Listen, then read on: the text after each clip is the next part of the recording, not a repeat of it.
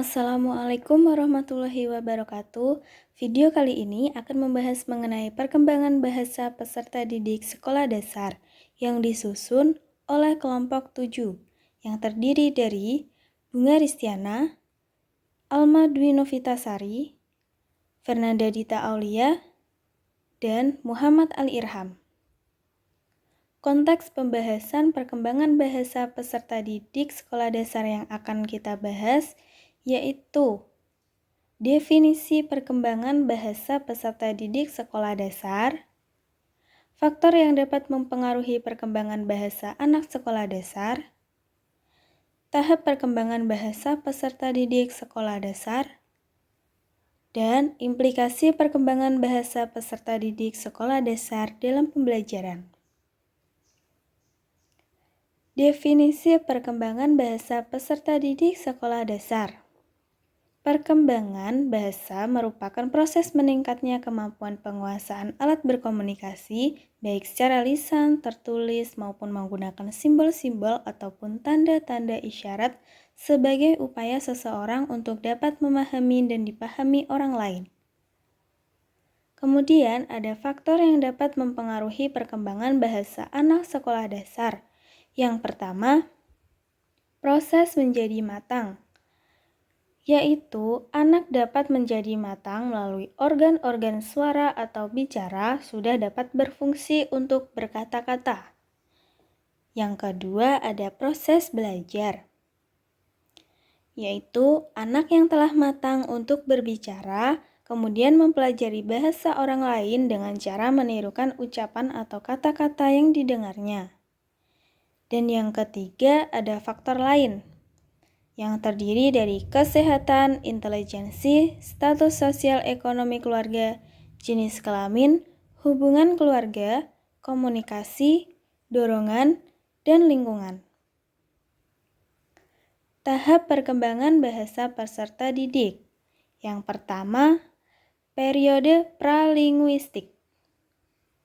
Periode pralinguistik merupakan masa anak sebelum mengenal bahasa atau sudah mampu berbahasa.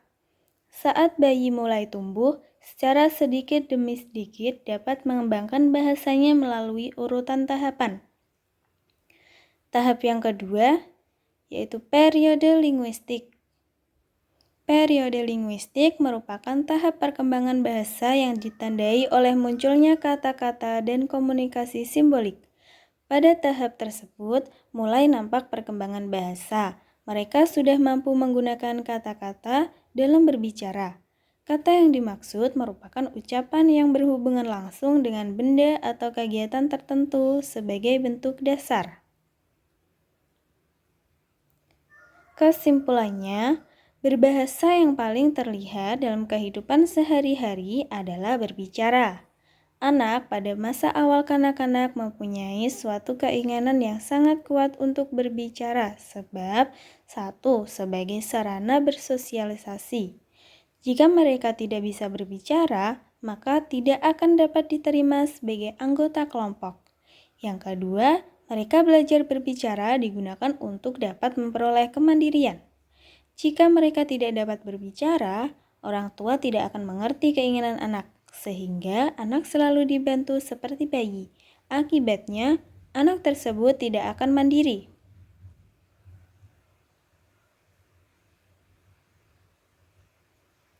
Implikasi perkembangan bahasa pada peserta didik. Yang pertama, apabila kegiatan pembelajaran yang diciptakan bersifat efektif, maka perkembangan bahasa peserta didik dapat berjalan secara optimal. Yang kedua, pembelajaran yang efektif diperlukan bahasa yang komunikatif dan memungkinkan peserta didik yang terlibat dalam interaksi pembelajaran dapat berperan secara aktif dan produktif.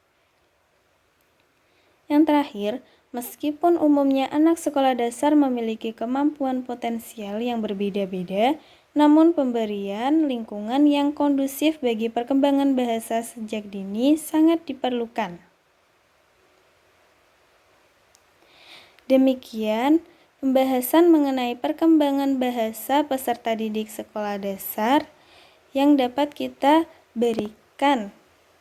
Semoga tayangan tersebut dapat bermanfaat bagi kita semua. Wassalamualaikum warahmatullahi wabarakatuh. Thanks for watching.